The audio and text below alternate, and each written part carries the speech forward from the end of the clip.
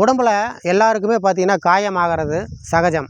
அந்த காயத்தை வெகு எளிதில் ரொம்ப ஈஸியாக ஆற வைக்கிறதுக்கு செலவே இல்லாத ஒரு வைத்திய முறை தான் நான் இப்போ சொல்ல போகிறேன். அதுதான் பார்த்திங்கன்னா என் கையில் இருக்கிறது தான் அரிவாள் மூக்கு பச்சிலை அப்படின்னு சொல்லக்கூடியது. முக்கியமாக இந்த கட்டட வேலை செய்கிறவங்க, இந்த கல் உடைக்கக்கூடிய பாறை தொழிலாளர்கள், அவங்களாம் பார்த்திங்கன்னா இந்த மூலிகை பெரிய விஷயமாகவே எடுத்துக்க மாட்டாங்க. என்ன பண்ணுவாங்கன்னா, இந்த இலையை உருவுவாங்க.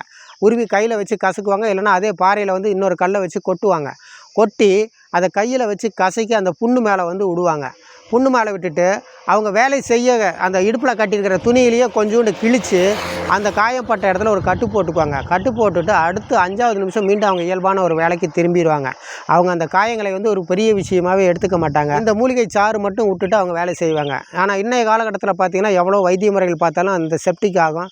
அதுக்கு இன்னும் 10 நாள் 1 மாதம் மறுபடியும் வேறு வைத்தியம் பார்க்கணும். ஆனால் அந்த காலத்தில் காயங்களை எளிதாக ஆற்றுவதற்கு நம் முன்னோர்கள் பயன்படுத்திய இந்த அற்புதமான மூலிகையை உங்களுக்கு நான் அடையாளம் காட்டியிருக்கிறேன். இதை நீங்கள் எல்லோரும் பயன்படுத்தி வெட்டு காயங்கள், அடிபட்ட காயங்கள் எதுவாக இருந்தாலும் சரி, நிச்சயமாக இதை பயன்படுத்துங்க.